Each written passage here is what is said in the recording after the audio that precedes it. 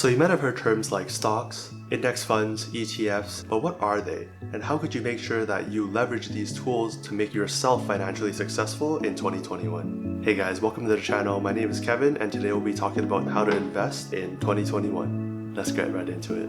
First off, if you need the money soon, say 3 to 6 months, don't invest this in anything risky. Put this amount in a high yield savings account, giving you 0.5, 0.6% interest, which is still better than the big banks giving you 0.01, 0.02% interest rate. This way, the money will be there when you need it, in case of an emergency or losing your job and needing to pay months of expenses while you're looking for a new one. Now with that out of the way, the best time to start investing was yesterday, but the next best time to start investing is today. Now, I wish I could have started sooner as well, but trust me when I say this, starting earlier will net you massive growth down the line, and this is because of compound interest. Take for example 2 people, each with $10,000. One invests when they're 20 and one invests when they're 30. By age 50, person A would have $100,000, double that of person B, and that is because the first year of your compound interest, your $1,000 could turn into $1,100. The year after that, it is 10% on top of that second year, where you already have $1,100, and so on and so forth, which is why the longer time horizon you have, aka starting earlier, the more growth you'll have at the end of the time period. You could very likely achieve a similar type of growth investing in a typical index fund. Take the S&P 500 for example, more on that later. But the S&P 500 has a historical growth of 8% year over year, meaning every year your money gains 8% in value. And through compound interest, through a long enough time period, that could lead to some massive gains. So now you tell me, you want to invest, but how do you do so?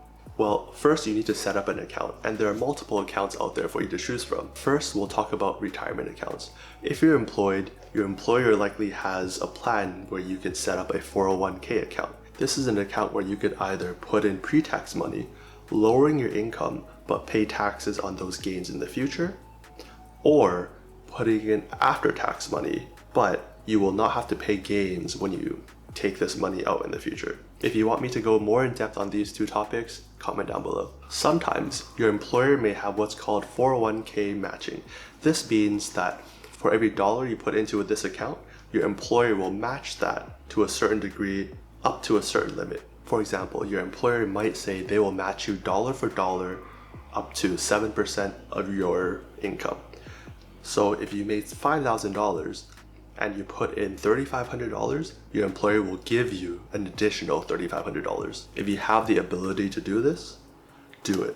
This is 100% free return on your investment. However, one of the caveats is that you can only take this money out around retirement age, with some exceptions. There are other types of retirement accounts like Roth IRAs and so on, but we will go into that in another video.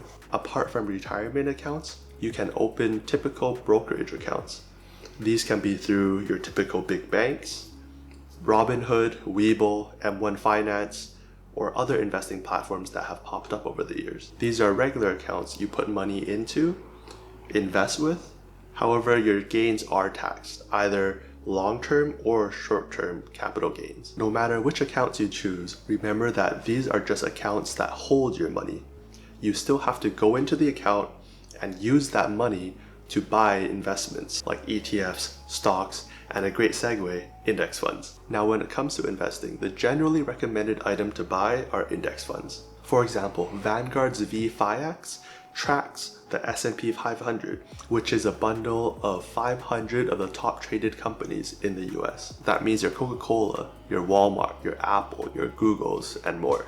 The reason these are generally recommended over regular stock picking is that usually if 1 or 2 stocks does pretty badly in one of these funds, it won't affect your overall returns because it's a weighted average over a big number of stocks. But on the other side, if 1 or 2 other stocks pop off, your overall gains would also be muted because it's again an average of a bunch of stocks. That said, the S&P 500 index has seen a historical return of 8 to 10% since it started in 1957. Now, historical performance does not mean future performance, but one way that I like to think about it is that society or the economy in general over the long run is expected to go up. And so it's reasonable that an index fund like the S&P 500 should continue to go up. Caveat, I'm not a financial advisor. Do your own research.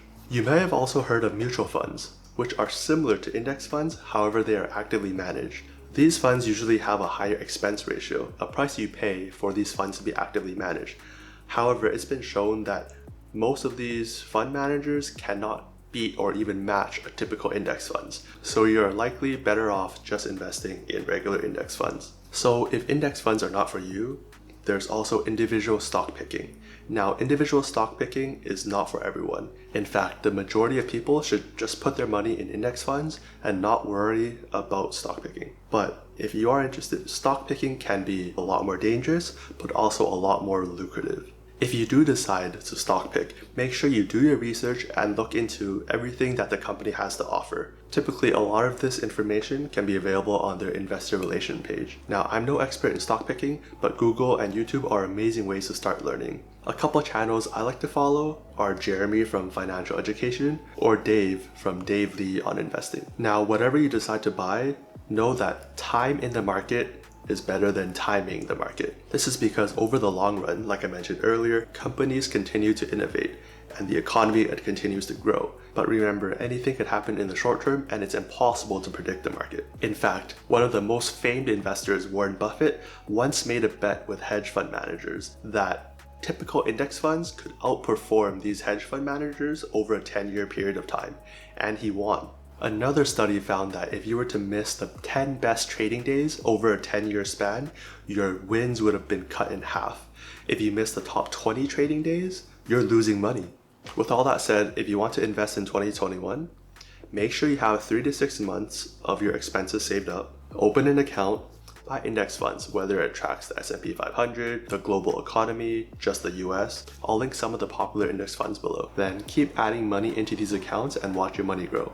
Sometimes the simplest methods are the best. If you do want to get into stock picking, know that it is a lot more dangerous, so make sure you do your research. Alright, so those are some tips and tricks on how to invest in 2021. If you enjoyed the video, make sure to like and subscribe and comment down below with other topics you want me to cover. See you in the next one.